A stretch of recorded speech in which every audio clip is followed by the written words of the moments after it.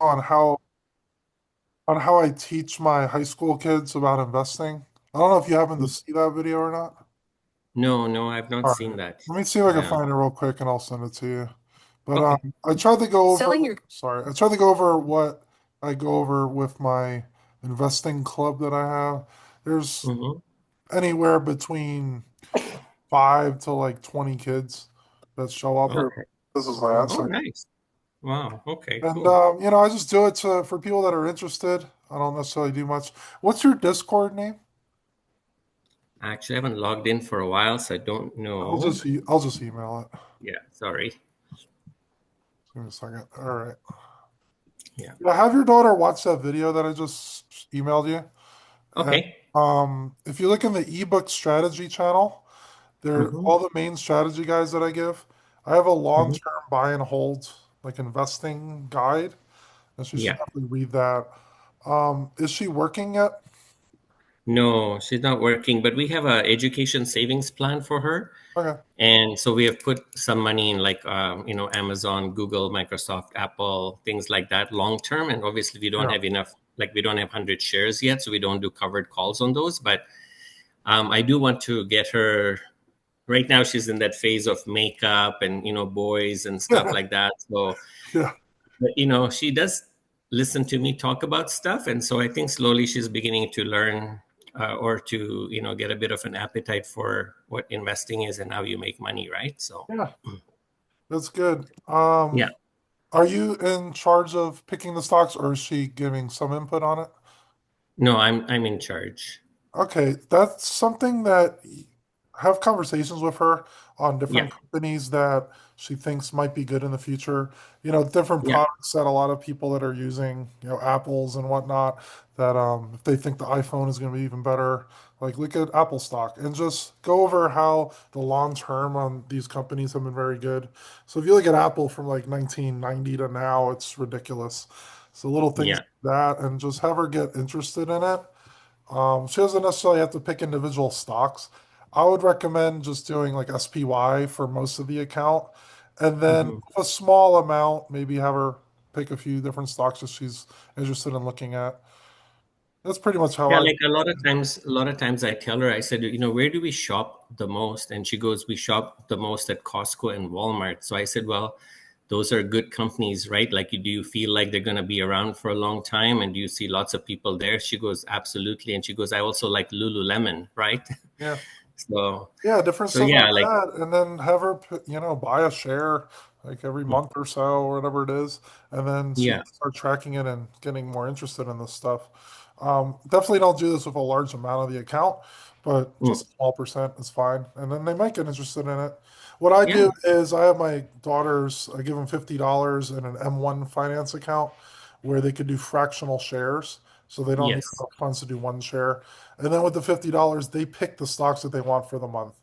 So Oh, okay. they're doing, okay, I want $5 in Tesla, I want $10 in Amazon and stuff like that. Yeah, And it gets that's a them a good little bit idea. more interested. I mean, my kids are Yeah. 11 and 9, so Okay. they're young, but it Yeah. gets them interested, and then they get happy when they see dividends come in. They're like, "Oh, I made like $2 in dividends, and I didn't do anything from it." Yeah. Yeah. Little things No, like for that. sure. I've noticed a lot of the young kids are now talking a lot more about digital world, the digital currencies and stuff like Sure. that. So like I know a friend of mine, he started an education savings plan for his daughter during COVID, and he's on a Canadian app, which is where I am, and he just buys $10 a day, right? So you can even buy $5 a day or $2 a day, but he only buys Bitcoin, and he said that's my daughter's education plan for long term. And he goes, I have a backup plan, and he goes, if something goes wrong, I haven't put in a lot of money that I would lose sleep over, but he goes, it's been doing really well since COVID, right? So Right. so we recently started that, just buying intermittently Bitcoin at certain points, and but that's the only coin I'm buying. Sure. Yeah. Yeah. Definitely have things. And then if she's interested in just general questions, have her email me too. I wouldn't mind Okay. answering those. Thank you. All right, so Yeah. let's look at some of the questions that you were looking at. So, you said that in general you like to do about 0.5 5 to 1% a month in premiums off your covered calls, and you're looking for ways to mitigate it for hedging in case it drops, right? Correct. All right. Yes. So a few of the different ways you could go about this. Let me see the stocks that you had. You wrote it out.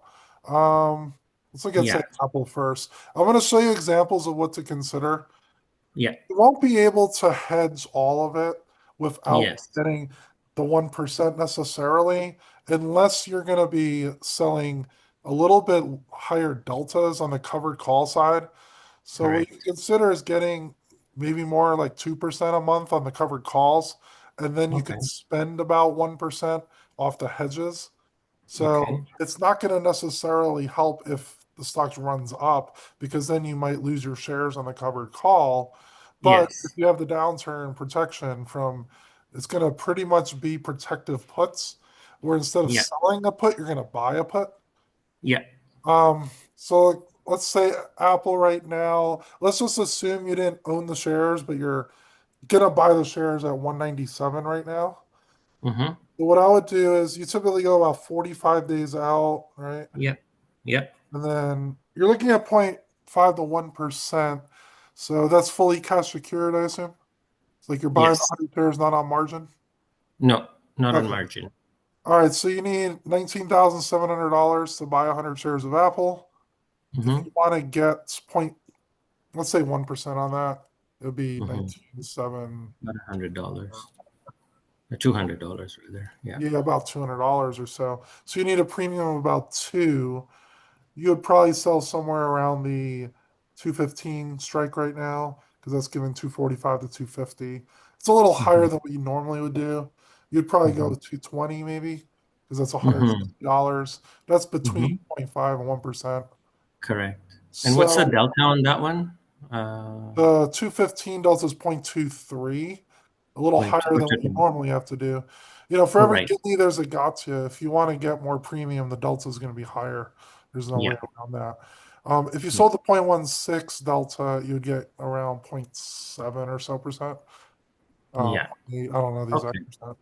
So I if you don't mind selling the higher delta as long as then, if I get called out, then I will sell the put back. Say I sell the 215 yeah, call and I get decent premium and then I get called out, then I will sell the 215 put just to yeah, be part of the wheel strategy instead of trying to get back in at 200, right. which I might have to wait a long time sometimes. So as long as I'm disciplined to do that, then I think going with the higher delta could be a feasibility.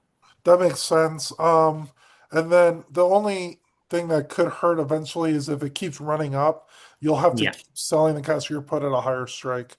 So what you could Yes. do is, let's say it got to 220 to somewhere close to the 215. You might want to sell the cashier put below the 215, maybe 210 at that point, because it Hmm. still could give a decent premium. What I would do is if you lost your shares, then look at Hmm. the return on the put side. So if we were say, let's say 8 points above the 215, we would be at currently 197 plus 8, 205 or so. Hmm. At that point, you could sell maybe a 190, 195, somewhere around here, and you would still Hmm. get more than 1% on it. You're also getting a little bit lower price. So essentially, what the difference is, it feels like eight more than the assignment. Look to sell 10 or 15 lower than it and see if the premium's enough for the 1% again. And Because how you do you might come as up well with the take, 10 or 15? Like, is that like a rule of thumb that you've used before or what I'm trying to do is like assume that we went up past a certain price right now. yeah. Obviously, we don't know what's going to happen in the future. But right Yeah. now, let's say it went up eight more than the 197. Let's say Yeah. Friday, you lost your shares. Okay. At that point, you could go about even 20 or so. So 197, if you sold like a 185 or 180, you would Hmm. still get your 1% in 45 days anyway, because that's Yeah. around 250, 350.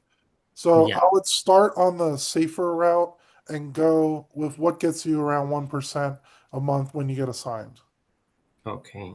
So sometimes you'll be at a lower strike price than what you actually lost your shares at. It really depends on how much it ran up. Like if Apple ran up 20 points above your exercise price, then you'll have to sell at the same strike. But if it barely Mhm. touches it, barely above it, you could sell lower and still get the Yeah. returns you want. So if my goal is currently to make 0.5 to 1, and I say to myself, let me just focus on trying to make 1, then I would just be looking at the dollar amounts, not necessarily the delta, right? Yeah. I would look at the dollar amounts, and you're gonna want to go a little bit more than 1%, which because of what I'm about to say. But Okay. look around 1.5 to 2% for the Okay. month. Well, if you're going 45 days, you're gonna need to get a little more as well. Yeah. If you're saying Yeah. 1% a month, 45 days is 1.5%.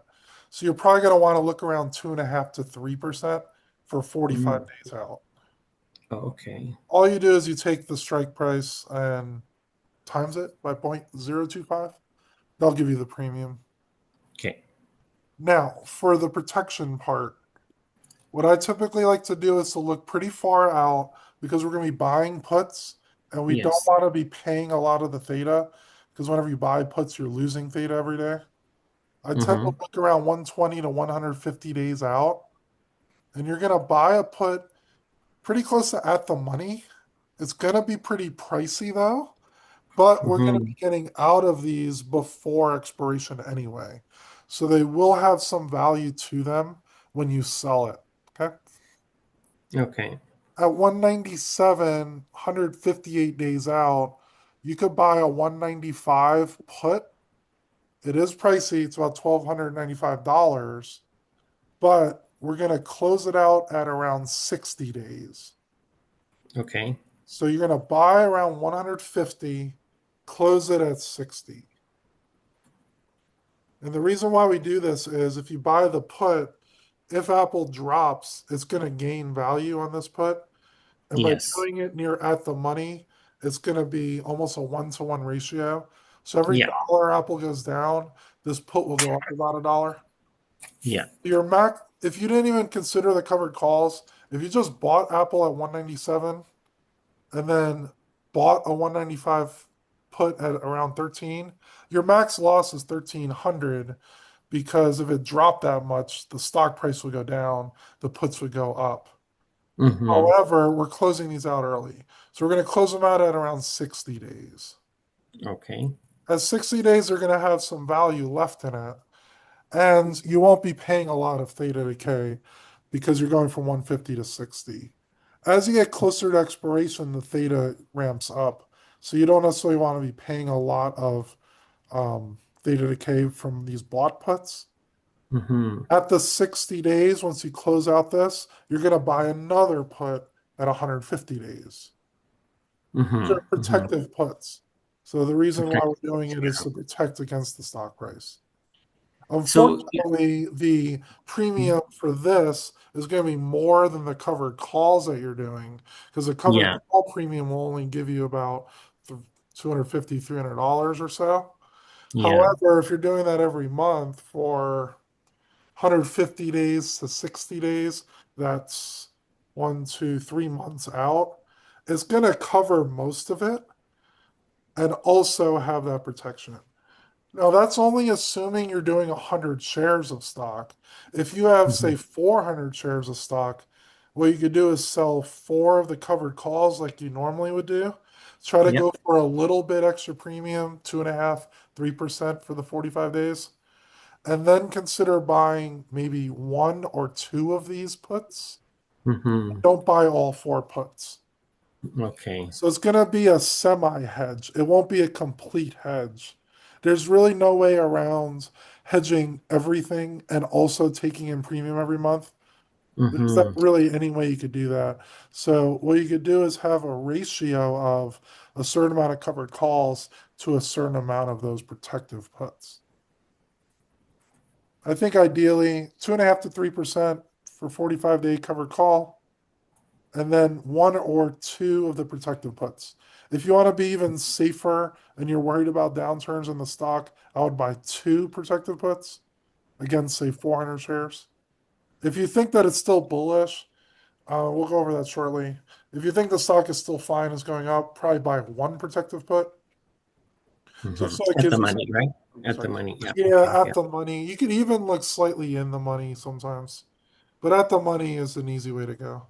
The closest. So if so, let's say Apple was trading at 200 just to keep the numbers simple, Right. and say that I know that stocks go up and down, and I was comfortable with like say say a 5% drop without feeling like I need to protect. Like, is it a good strategy or thought to say, okay, if I'm okay with the 5%, so that would make it a 190,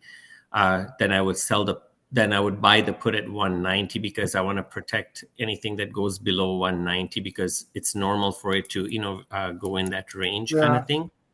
it's a decent possibility. However, if you buy Hmm. the 190 put, your Yeah. delta is 0.36, meaning every Hmm. dollar it goes down, it's the premium's going to be $36 more. So it's not a one-to-one anymore if you buy a little bit out of the money. If you Right. buy the 200, sure, it costs more, but your delta is 0.46, meaning for every Hmm. dollar it goes down, it goes up $46. So it gives you a little bit more protection buying near at the money. Your money. Also, Okay. the Yeah. gamma will increase it as well. So once you're at the money, the delta is going to change faster on this at the money strike. So if it goes Hmm. down a dollar, this 0.46 will be much, it'll ramp up even more. At the 190, the 0.36 will ramp up a little bit, but not as much. Okay. It's Okay. okay what you're saying with the 190. I don't think there's anything wrong with that because you're paying less premium in order to get the position on. Hmm. However, if it runs up, then you're Hmm. probably a little better off. If it drops, then the at the money is probably better. Yeah. Okay. And then if you're Okay. So selling the yeah, that covered, so sorry, if you're selling the covered calls and it drops, then you're more beneficial selling higher delta covered calls because yes. the value of those will be worth less Yeah. and you're taking in more money compared to a further out delta. Right. Okay, so I can sort of think about setting up strategies like this for each type of holding that I have. Yeah, I like what you're saying. You could do like a semi-protected hedge where you sell the four covered calls at a 25 or 30 delta, or 2.5%, and then you buy two protective puts at the money for 150 days out, and then close out at 60 days and recover right, some of that money. right. Um, and then resell another, like rebuy another put. So I can kind of consider doing that for my individual stocks, Yeah. which isn't that much maintenance because I don't want to be like a day trader and watch it all the time. Yeah, it's But not my other, much. Like you do the yeah, trade 45-day out cover call, buy the put. You don't really yeah, do anything with the put for a few yeah, months anyway. yeah, And then exactly. you could sell a few covered calls before it's time to close that put that you have. Yeah. So my other question was, since if you look back at um, my holdings, is there a decent way, or would you recommend saying that, okay, instead of doing this on all the individual stocks you own, do it on like say QQQ or SPY or something like that, so that Yeah. instead of just worrying about individual positions, you just kind of do it on the index. I was actually thinking about that yesterday, just to make Yeah. things simpler. QQQ or even JEPQ. I don't know if you know JEPQ. No, I don't That's know a that one. covered call ETF for the QQQs. Okay. And I'll show you on the screen. They pay a good dividend. They only sell covered calls on some of the stock, not 100% of the holdings. I think it's Hmm. around 30%. And they sell them at a similar delta than what we're talking about, which would also be pretty easy to just run. You could Yeah. buy JUPQ. You wouldn't even need to sell covered calls necessarily on it, but you could if you want to get a little bit extra premium. So I was sort of thinking that I would still sell my covered calls on the individuals, but for the hedging part, instead of buying the protective puts on individual stocks, would it be okay to buy protective puts on the index like QQQ? Yeah, you could do the exact same thing we're talking about with QQQ. And you have Hmm. enough funds to do it. About 53,000 per 100 shares. And then let's say you Okay, bought so I have to 100 buy one shares. protective put. Yeah, I just want to see what that would be. 45-day out covered call side first. You could do around, yeah, the premiums are not as much, but you could sell around a 550 or 555 covered call against it. You'll take in 1% or so in the 555. You get about 1.5% on the 550. Then for the protective put, about 150 days out, you're gonna have to pay about 2,400. The numbers are bigger because we have bigger prices of QQQ, obviously, compared to these other individual stocks you own. Yeah. So, so I was thinking instead of buying QQQ and selling the covered call, I would just use the QQQ for the hedging part only, whereas I Okay, still continue to own my individual stocks and sell covered calls. sure. But do you think if like Nasdaq went down, which most of my stocks are in, Right. that the QQQ would be a good hedge if I bought like a at the money protective put versus buying at the money individual stock protective Are puts? you thinking about also buying QQQ shares or just buying the No, put? Okay. just buying the Yeah. puts. Just buying the put would make sense. I mean, in general, if QQQ goes down, most of your tech stocks will go down too, but not Hmm. necessarily all of them. Some of them might still do okay while others don't. Buying the protective put only, I think, is probably okay, but you got to think about the ratios that you have because you have Yeah. 400 shares of a lot of different stocks. If you only bought one protective put on QQQ, it's not going to necessarily be enough of a hedge. You'd probably need Hmm. two or three of them, I think, Yeah. just Okay. based on, you have 400 shares of like what, six different stocks Yeah. or more. You have eight different stocks and about 400. You'd have to buy quite a few protective puts. I mean, it depends. I would say trying to limit about a 5 to 10% drawdown on QQQ. Like if you're okay with that, then you're probably fine buying about two or three protective puts that are at the Hmm. money on QQQ and still sell your covered calls and everything else. I would probably consider just going a little higher delta on your covered calls than what you're normally doing, just to get that protection of buying the puts. Because you got to fund Yeah. puts somehow. You're not going to Yeah. want to sell the covered calls and then your puts are just going to make you break even necessarily. So what about using spreads to do the hedging for? So say I bought the at the money put and then I sold something else a little bit far out. Is that a good strategy versus just you You know? could, in order to get some more premium, and if you have the funds to get assigned on your put, Yes, yes, because you may not necessarily want to get 100 part shares. time. Like if you Yes. did a QQQ, you could buy the 530 or 535 put, and then short term, maybe a month to 2 months out, you could sell a low delta cash secured put. Mm-hmm. I would go around zero point 0.1 delta or so. At least you get something out of it, Mm-hmm. $200 or so, off a zero point 0.1 delta 485. The thing is, if you got a sign on the 485, then your protective put will be worth a lot because it's going to drop 35 plus 15. It's going to drop 50 points. So you're going to make Mm-hmm. about $5,000 on your protective put. The thing is, you would possibly get a sign on that 45, which is possibly okay because it's at a lower price than the current price, and then you could wheel it out.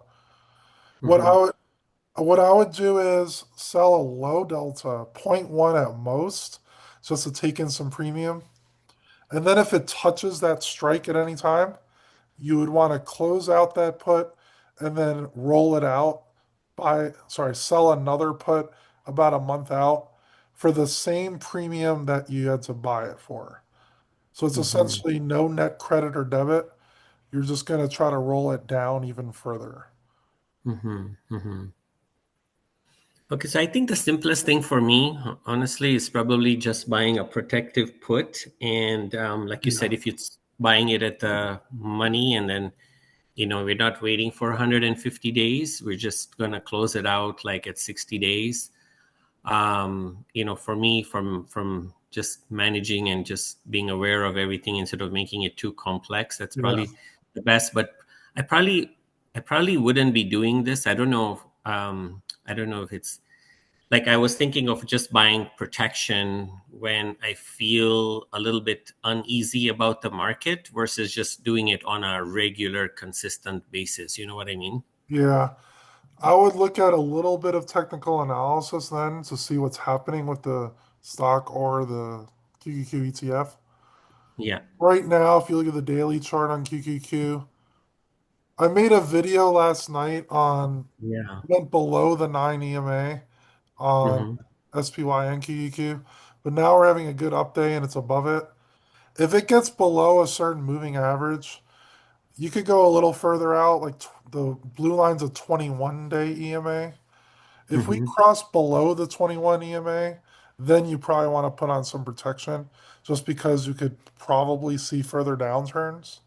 Mm-hmm. If we're not below a 21 EMA, then you could be a little less safe on the hedges just because it'll cost the debit, obviously, when you're buying them. Mm-hmm. That's a And simple way to go. the blue, so the blue line is the 21 day, and the other line above it is the how many day? That's a 9-day EMA. 9 day. But Okay. if you're going for a fairly long term and you want to be a bit hands off, 21 sounds better to me, just Yeah. because it's going to be a more of a long term trend. Okay. So I think this is what I also need to invest in is to set up my charts so that I look at them a bit more regularly to see where an individual Yeah, stock or an index is in relation to the nine or the like you said the 21 day yeah, average. Yeah. yeah. So it's a Watch yeah. the video I posted last night on Yeah. what I look for. This is the EMAs, and then I have the volume profile. Do you use Thinker? You're in Canada though, so you don't have Yes. Thinkorswim. Do you have No. a Trading View account? I have a trading view account. On Yes. Trading View, go to indicators, and then Okay. volume profile is one of them. I use the one from KV 4 Coins. So you could do this off a free Trading View account. Mm-hmm. And then that'll show a very similar setup than what Thinkorswim showed. Oh, okay. Watch the video, it'll make more sense. So Okay. Yeah. I'll watch the on video. on this, just based on the volume profile, 518 has a lot of volume here. We're Mm-hmm. probably safe until around 518 if it slowly creep down. But if we got down to 518, 519, then we're at the 21 EMA at that point. So if we cross below that, this is showing confirmation that the volume at 519 is high and the EMA is around there too. So if we drop below that, then it could drop quite a bit more. The next Mm-hmm. level is around 483 or so. And you see Mm-hmm. from 518 to 483, there's not much volume in any of this spot. Right. So this is acting almost like a support level at the 518. If it broke through that support, then it could be a lookout below because we could drop all the way to 482. Mm-hmm. If it stays at 418 and it bounces above it, then we're probably okay. Yeah. Okay. But watch the video from yesterday, it'll make more sense. Okay. Yeah, I'll do that. All right. Any other questions? Okay. No, that was good. It was really helpful to be able to chat about this and look at some of the options. So I really appreciate that. Sure, no problem. Would you Okay, and mind? I will watch the video. I have a bit more time now, so I'm going to invest a bit more time into like catching up on some of the stuff that you've posted. Sounds good. Yeah, yeah. But thank you. Good to see you again, Lance. No problem.